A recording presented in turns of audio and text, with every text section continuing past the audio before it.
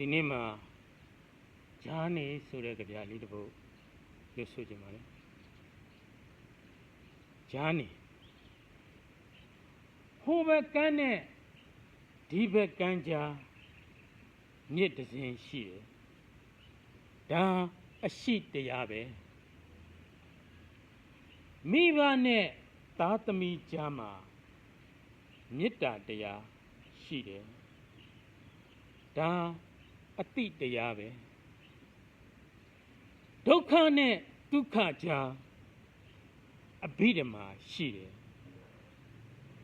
ဒါဉာဏ်စဉ်တရားပဲဓမ္မနဲ့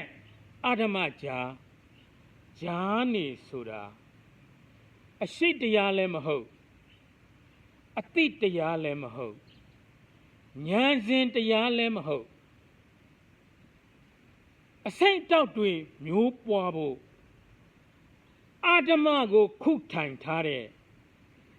သီလကြောင့်မျိုးဆက်တွေရဲ့အန္တတရားတက်တက်ပဲဟေ့အပြင်